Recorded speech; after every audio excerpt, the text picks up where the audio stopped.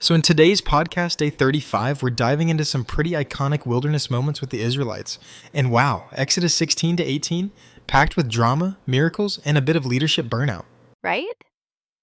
Let's start with the food situation. Imagine getting out of slavery, escaping Pharaoh, crossing the sea, and then finding yourself starving in a desert. I get why they were cranky. Same. They literally said they wished they had died in Egypt next to meat pots. That's peak hangry. But then comes the manna moment. God tells Moses he's going to rain bread from the sky. That's wild. Like, here's your breakfast delivered from heaven.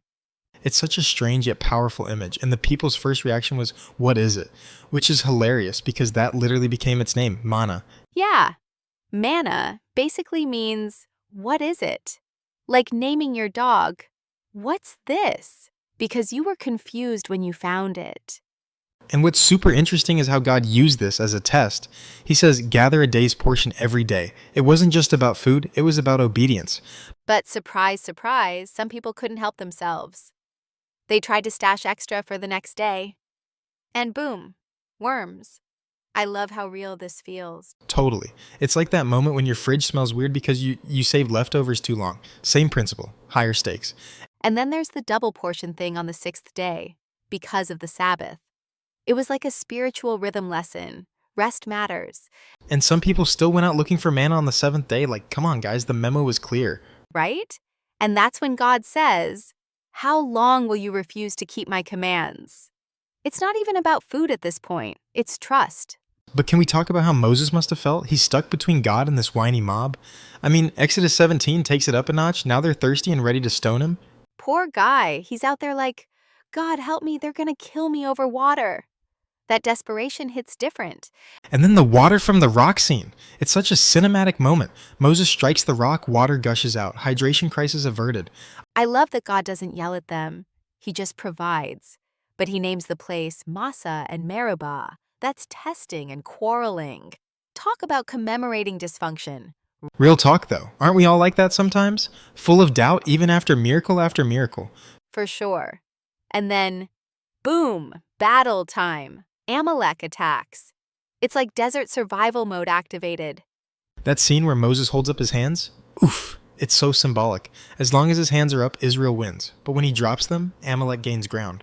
So Aaron and Hur step in, holding his hands steady. That teamwork vibe is strong. Also kind of a metaphor for leadership support, don't you think? Definitely. Moses wasn't some superhero. He got tired. Leadership required a team. Speaking of leadership, enter Jethro. Chapter 18 shifts the tone entirely, from battles and bread to burnout prevention. I love Jethro. The man sees Moses running solo court all day and just goes, "What are you doing?" Moses is like, they come to me with their problems, I settle disputes, I teach the laws. Basically, I do everything. And Jethro hits him with the dad-level wisdom. This thing you're doing is not good. That's some straight-up tough love. He lays out a system. Delegate. Get trustworthy guys, break up the workload. Handle only the big stuff yourself. And Moses actually listens. That's kind of rare in leadership stories. The guy took advice from his father-in-law and changed the system. Right? No ego, just humility. And as a result, things get smoother for everyone. So if we look at the big picture, God provides food, water, rest, victory, and even organizational structure. But people still struggle with trust. And yet the journey keeps going. One step at a time. Bread in the morning, water from rocks, battles fought with raised hands, all under God's care. It's such a layered story. Human weakness, divine patience, and leadership under pressures. So here's my final thought. Are we gathering our manna and resting when we're told? Or are we out in the field on the seventh day wondering why nothing's working?